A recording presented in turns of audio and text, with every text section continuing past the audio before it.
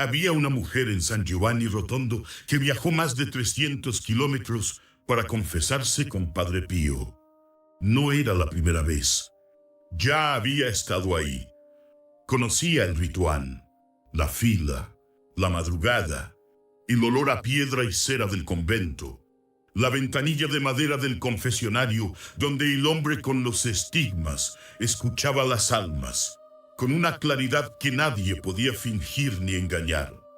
Llegó, se arrodilló, empezó a hablar, y Padre Pío la interrumpió, no con una pregunta, no con una corrección gentil, con una afirmación directa, sin rodeos, en el tono de quien ha visto exactamente lo que está mirando y no tiene tiempo para circunloquios. Le dijo: si tú no amas como el Señor quiere que los ames, firmarás tu propia condenación. La mujer no había confesado nada sobre sus relaciones con los demás. Había llegado con otra cosa en mente, pero Padre Pío vio algo que ella no había nombrado, porque no lo identificaba como el problema central. Vio el rancor, el que llevaba cargando hacia cierta persona como una mochila tan familiar que ya no sentía su peso. Esa afirmación está documentada en las fuentes biográficas del proceso de canonización. No es una anécdota piadosa.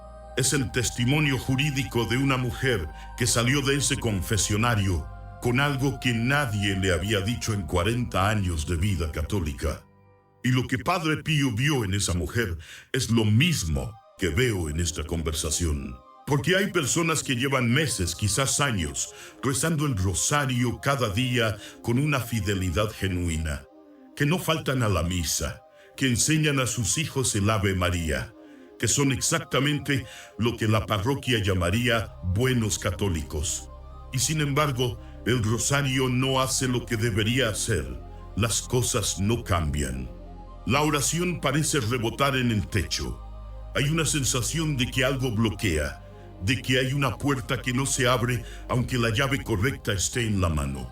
Padre Pío sabía exactamente por qué, y lo que él enseñaba sobre este bloqueo es lo más incómodo y lo más útil que encontré en 50 años de su dirección espiritual documentada. Lo que él enseñaba sobre el rancor y la oración no es algo que se escuche en las homilías dominicales.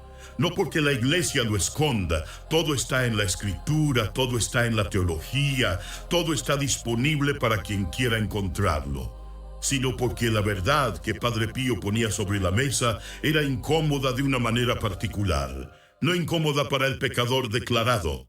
Él tenía paciencia infinita con los grandes pecadores. Los testimonios de personas que llegaron a su confesionario con historias que habrían hecho retroceder a cualquier sacerdote ordinario hablan de un Padre Pío que los escuchaba sin una sola señal de horror, con la calma del médico que ha visto todo y que sabe que ningún diagnóstico es el fin del mundo si se trata a tiempo. La incomodidad que Padre Pío provocaba era diferente. Era la incomodidad del espejo. Cuando alguien llegaba a ese confesionario creyendo que todo estaba razonablemente bien, que rezaba, que comulgaba, que no había cometido nada que mereciera la etiqueta de pecado grave, Padre Pío a veces veía algo distinto. Algo que esa persona no había nombrado porque no lo reconocía como problema. Algo que llevaba tanto tiempo en el corazón que ya formaba parte del paisaje interior. El rancor, no el odio dramático, el que uno reconoce al instante. Ese es fácil de ver. El rancor que Padre Pío identificaba en el confesionario era el otro, el que se llama decepción justificada, el que se llama distancia necesaria, el que se llama fría prudencia ante alguien que te lastimó. El que lleva tanto tiempo ahí que ya no se siente como rancor, se siente como realidad. Necesito contarte algo que viví durante casi 2 años después de la muerte de Lucía. Mi esposa se fue de una manera que yo no había visto venir del todo, aunque en retrospectiva había señales que preferí no mirar. Hubo decisiones médicas en los meses previos, decisiones de personas que debían cuidarla, y que yo sentí que fallaron.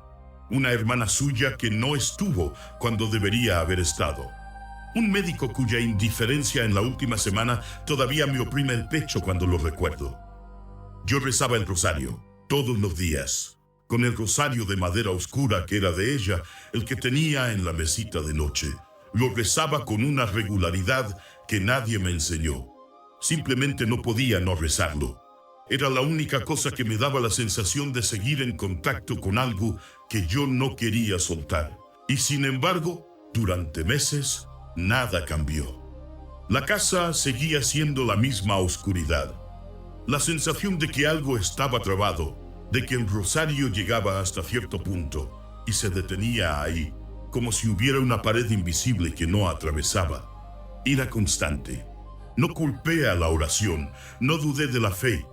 Simplemente asumí que el duelo lleva tiempo y que Dios escucha a su propio ritmo. Fue mucho después, leyendo los testimonios de Padre Pío sobre lo que él veía en las almas que rezaban sin fruto, cuando entendí lo que estaba ocurriendo. Yo rezaba el Padre Nuestro cada noche. Rezaba el rosario completo. Y en cada Padre Nuestro, en cada oración, pronunciaba estas palabras sin escucharlas del todo. Perdona nuestras ofensas, como también nosotros perdonamos a los que nos ofenden. Y mientras decía eso, el pecho se me cerraba al pensar en la hermana de Lucía, al pensar en ese médico, al pensar en una injusticia que yo había convertido en la explicación de todo. No lo llamaba rencor, lo llamaba dolor legítimo. Padre Pío habría visto la diferencia inmediatamente. Lo que él enseñaba sobre el Padre Nuestro y el rencor es uno de los elementos más serios y menos comentados de toda su dirección espiritual. Mateo 6, versículo 12. Perdona nuestras ofensas como también nosotros perdonamos a los que nos ofenden. San Tomás de Aquino, en la Suma Teológica, parte segunda, cuestión 83, artículo 16, fue preciso en algo que Padre Pío tomaba literalmente. La enemistad no perdonada es uno de los impedimentos formales para la eficacia de la oración. No la debilita, la bloquea. Y el Padre Nuestro no está al final del rosario. Está en el comienzo, está en el inicio de cada decena. Está rezado 10 veces en un rosario completo de 15 misterios. Cada vez que rezas el Padre Nuestro con rancor activo en el corazón hacia alguien, no estás haciendo una petición neutral que Dios escucha con benevolencia y completa según su voluntad. Estás haciendo algo más serio. Estás pidiéndole a Dios, con las palabras que Cristo mismo enseñó, que te trate exactamente como tú estás tratando a quien no has perdonado. Padre Pío lo decía sin rodeos. Tú mismo le diste permiso, no porque Dios sea vengativo, sino porque la oración que Cristo enseñó contiene una condición que el orante pronuncia con sus propios labios. Y esa condición, pronunciada sobre un corazón que no la cumple, no se deshace con buena intención. Se pronuncia de todas formas. El demonio no necesita atacar el rosario desde afuera cuando el orante lo está neutralizando desde adentro con sus propias palabras. Padre Pío lo veía en el confesionario con una claridad que dejaba a sus penitentes sin argumentos. El hombre con los estigmas poseía un don sobrenatural de lectura del alma que los frailes de San Giovanni Rotondo documentaron con una consistencia que forma parte del expediente oficial de canonización. No miraba a una persona y adivinaba. Veía, con la misma evidencia con que nosotros vemos el color de una pared, él veía el estado real de un alma. Y lo que veía en las almas que rezaban mucho pero cosechaban poco era, con una frecuencia que él mismo describió como alarmante, exactamente esto. El rancor que el orante no llamaba rancor. Aquí es donde el diagnóstico de Padre Pío se vuelve incómodo de la manera particular que él era capaz de provocar. Porque la persona que lleva rancor al rosario no es, en general, una persona que reconoce su rancor como tal. Es alguien que tiene razones. Padre Pío conocía ese patrón mejor que nadie. Los testimonios de sus penitentes describen una y otra vez la misma escena. Alguien llega con una historia de daño real, de injusticia verdadera, de una persona que actuó de una manera que merece la frialdad que se le guarda. Un hermano que traicionó, un cónyuge que hirió, un hijo que se alejó, un amigo que faltó cuando más se lo necesitaba, un socio que robó, un médico que no estuvo. Todos tenían razones. Padre Pío no negaba las razones. No decía que el daño no había ocurrido. No pedía que se fingiera que todo estaba bien. Lo que él señalaba era otra cosa. Que la persona que carga ese daño como justificación para la frialdad interior está confundiendo dos cosas que no son lo mismo. Confunde el hecho con el efecto que el hecho produce en el alma. El hecho puede ser real, la injusticia puede ser documentable, la traición puede ser exactamente tan grande como la persona la siente, pero el efecto, la contracción interior, la tensión que aparece cuando ese nombre surge en la mente, la negativa a soltar lo que se convirtió en parte de la identidad personal. Ese efecto no vive en el pasado donde ocurrió el daño, vive en el presente, en el corazón que hoy reza el rosario, en los labios que hoy dicen, perdona nuestras ofensas como nosotros perdonamos. Y mientras ese efecto vive en el presente, la oración no puede pasar libremente. El padre Arturo Cornejo habló de algo en una de sus predicaciones sobre la oración que encaja con una precisión que yo no puedo ignorar. Él hablaba de la oración como una llave y decía que la llave correcta, la oración auténtica, el rosario rezado con fe, solo abre la puerta si el corazón está desbloqueado desde adentro. No porque Dios nos castigue cerrando la puerta, sino porque el corazón que carga rancor activo cierra la puerta desde adentro por su propia estructura, no por voluntad consciente, por el estado real del interior. El padre Gabriel Amorth, exorcista oficial del Vaticano durante más de 30 años, documentó algo en su trabajo con casos de opresión espiritual que los directores espirituales serios conocen bien. El rancor sostenido, el que se lleva meses o años sin resolver, crea lo que él llamaba un derecho legal del adversario espiritual sobre la vida del orante. No porque Dios lo entregue, sino porque la persona que no perdona está en la lógica espiritual que el Padre Nuestro hace explícita, pidiendo activamente que se le aplique el mismo estándar que ella aplica. Y el adversario recoge ese permiso. Padre Pío lo enseñaba con una imagen que varios de sus penitentes documentaron. Él decía que el rancor en el corazón del que ora es como una grieta en la armadura. La oración puede ser genuina, la devoción puede ser real, la frecuencia puede ser admirable, pero la grieta es la grieta, y el enemigo no necesita forzar nada. Encuentra lo que el propio orante dejó abierto y entra por ahí. Hay algo que me detiene cada vez que recuerdo esto en relación con mis propios años de rosario rezado sin fruto.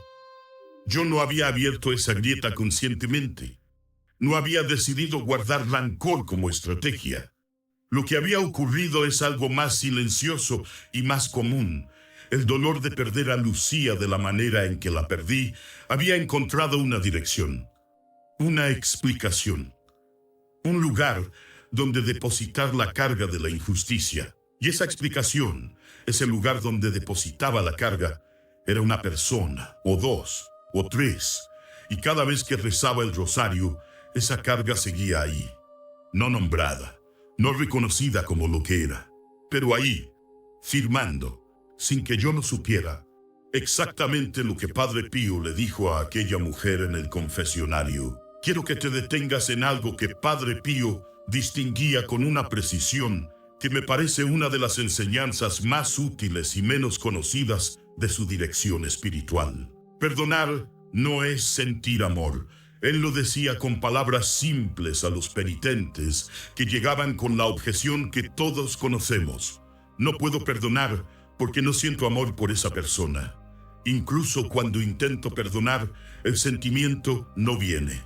Y sin el sentimiento, ¿de qué vale el intento? Padre Pío respondía a eso desde una claridad que los teólogos morales confirman. El perdón es un acto de la voluntad, no del sentimiento.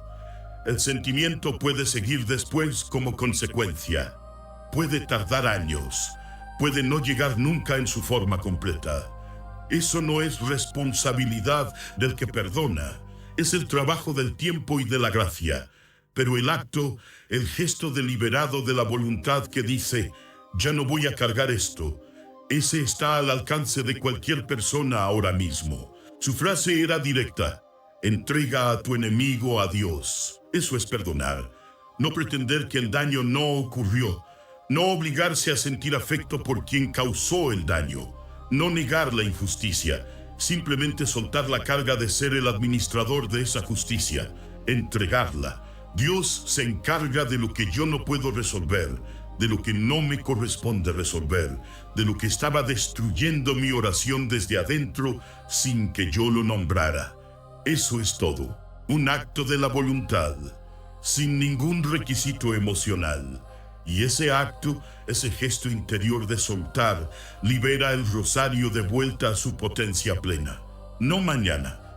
No después de un período de purificación, inmediatamente, porque lo que bloqueaba la oración no era una deficiencia del orante, sino una carga que el orante estaba cargando y que en ese momento elige no cargar más. Padre Pío vio en sus 50 años de confesionario algo que le causaba más agonía que los grandes pecados. Los grandes pecadores llegaban con claridad sobre lo que eran. El pecado grave tiene la virtud de no poder esconderse del todo de la propia conciencia. Hace demasiado ruido para ser ignorado completamente. Y quien llega al confesionario reconociendo su peso tiene ya algo fundamental. Sabe lo que necesita. Lo que no dejaba dormir a Padre Pío era el otro perfil. El del buen católico que llega convencido de que no necesita gran cosa. El que reza todos los días, el que no falta a la misa, el que sería incapaz de señalar un pecado grave en su conciencia si le preguntaran, y que lleva el rancor en el corazón sin saber qué es rancor. Lo llamaba decepción, lo llamaba prudencia espiritual ante alguien que le hizo daño, lo llamaba el resultado lógico de haber sido traicionado. Padre Pío no negaba el daño, no negaba la traición.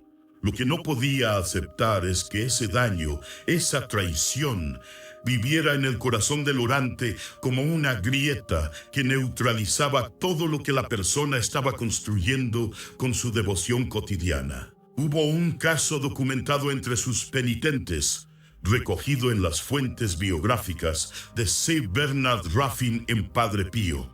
La historia verdadera de alguien que esperó semanas antes de recibir la absolución, no como castigo, sino porque Padre Pío veía que darle la absolución a ese corazón, en ese estado, habría sido, con sus propias palabras, una segunda ofensa más grave que la primera. La absolución sobre un corazón con rancor endurecido no suaviza el rancor, lo sella. Lo hace más difícil de ver porque la persona sale del confesionario con la sensación de estar en regla. Padre Pío prefería la incomodidad real a la paz falsa. Y la incomodidad real tenía un nombre, la espera.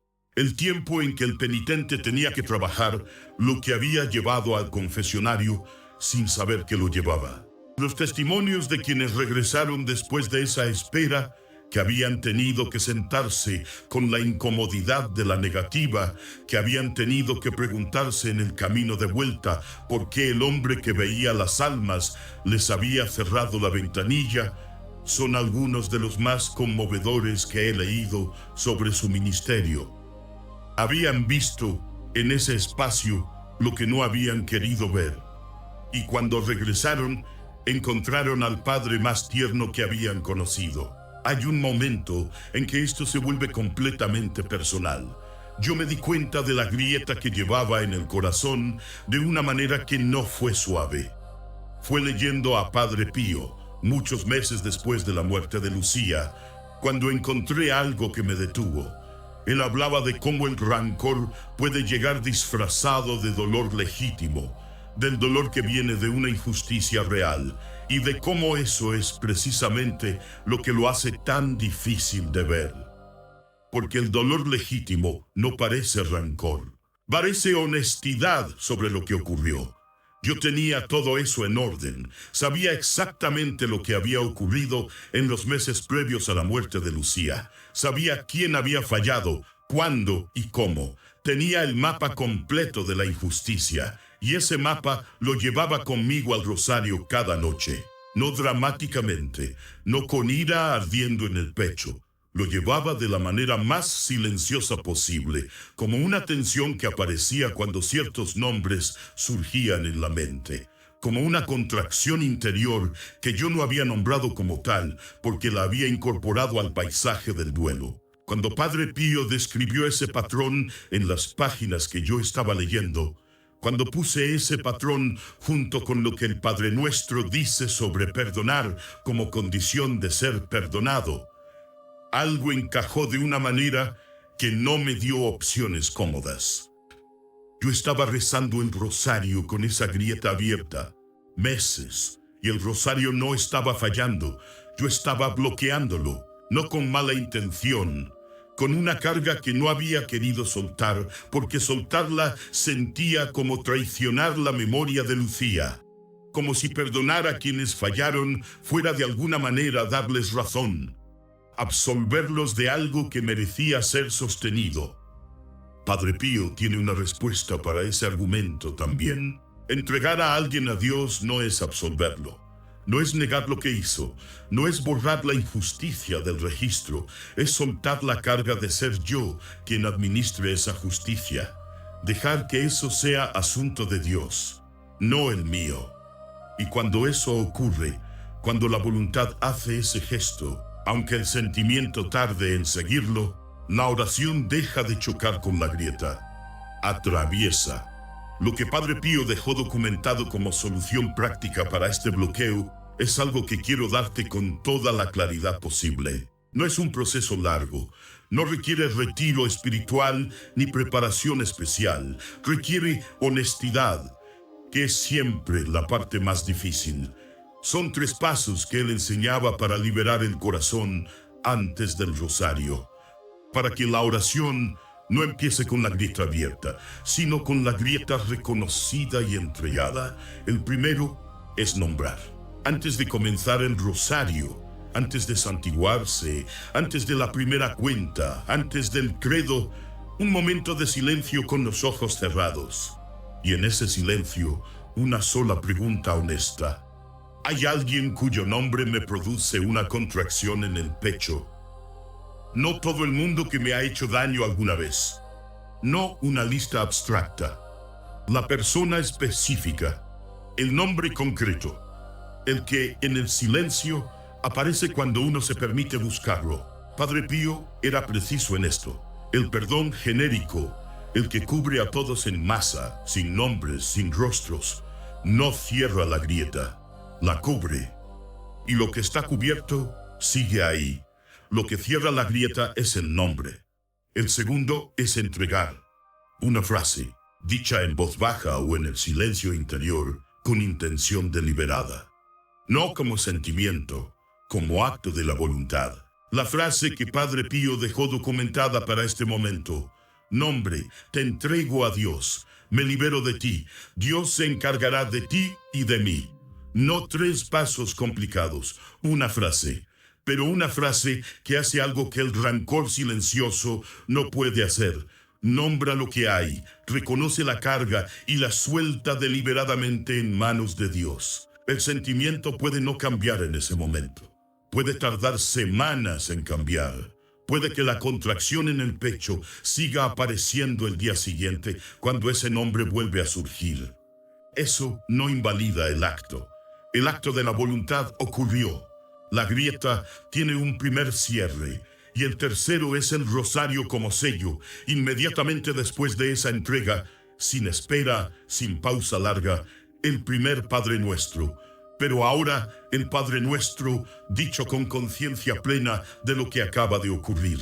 Perdona nuestras ofensas como yo acabo de perdonar, no como la misma frase de siempre pronunciada en el automatismo del hábito, como la declaración de alguien que acaba de cumplir la condición que esa frase establece, que acaba de entregar lo que tenía que entregar, que llega al Padre Nuestro sin la grieta que hacía de esa oración una contradicción. El rosario que comienza así no es el mismo rosario que comenzaba con la grieta.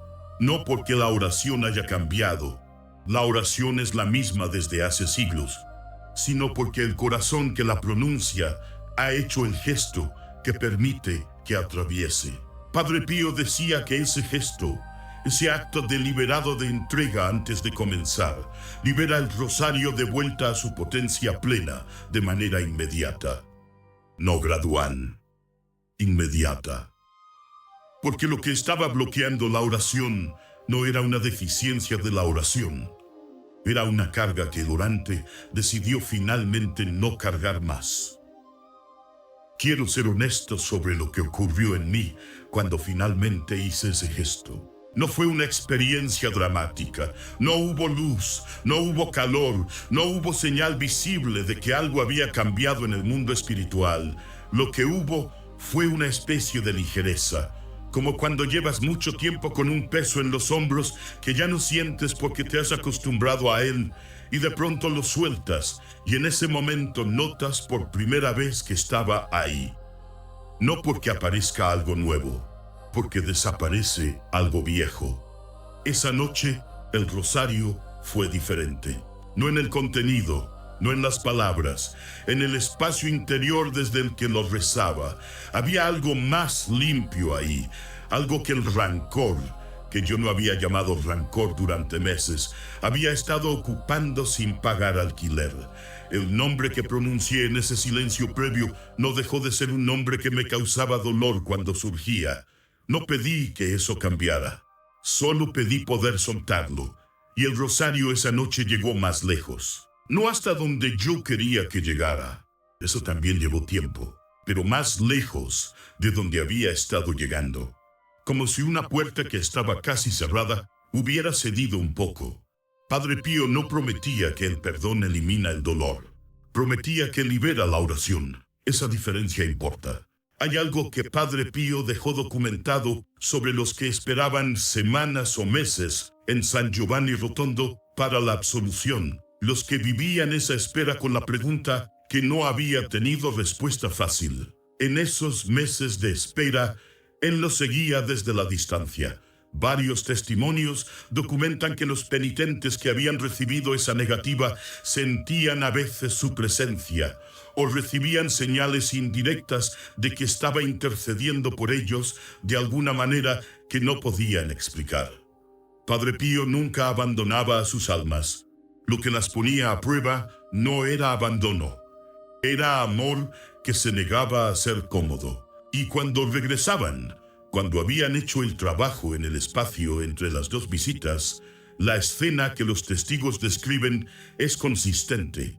El mismo hombre que había cerrado la ventanilla los recibía con una ternura que varios describieron como la ternura más real que habían sentido en su vida, como si la dureza anterior hubiera sido el precio de entrada a algo que no tenía precio, porque lo que Padre Pío esperaba de esas almas no era perfección, era el gesto de ver lo que no querían ver, de nombrar lo que no querían nombrar, de soltar lo que habían convertido en identidad, un solo gesto, y todo lo que estaba bloqueado empezaba a moverse.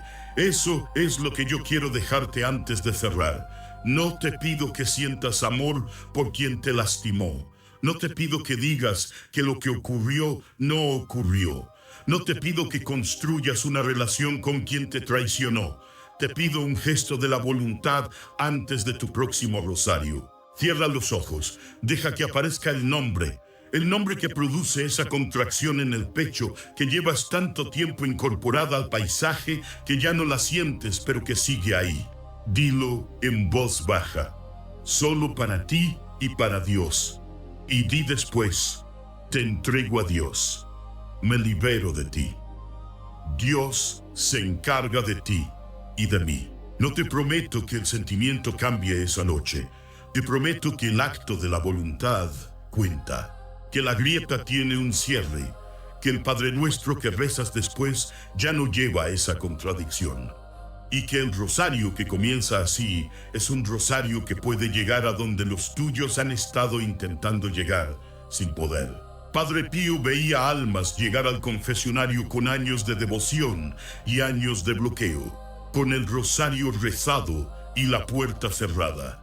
Y lo que él ofrecía en ese espacio, la incomodidad del espejo antes de la ternura del Padre, era exactamente esto: el nombre del bloqueo, la llave del gesto y la promesa de que Dios no desperdicia ni un rosario que llega a él con el corazón desbloqueado.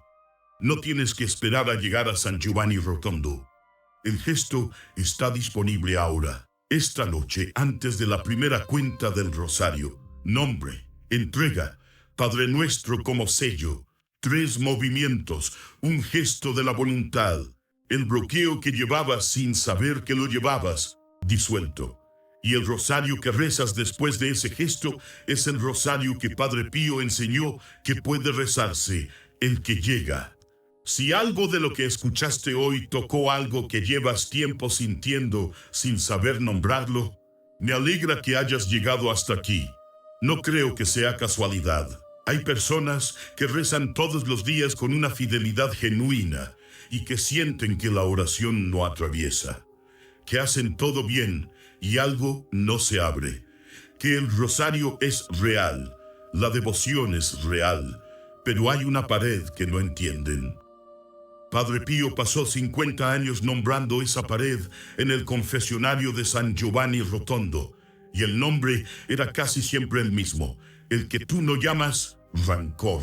Aquí en el Centinela del Rosario seguimos hablando de lo que Padre Pío vivió y enseñó, no como devoción decorativa, como práctica concreta para personas que están en combate real y que necesitan saber exactamente qué tienen en las manos. Si hay alguien en tu familia, en tu comunidad, que reza y siente que algo bloquea, comparte esto con ellos, no para hacer crecer un canal, sino porque lo que Padre Pío dejó documentado puede cambiar la oración de alguien esta semana. Que el rosario sea tu escudo esta noche. Que Dios te bendiga.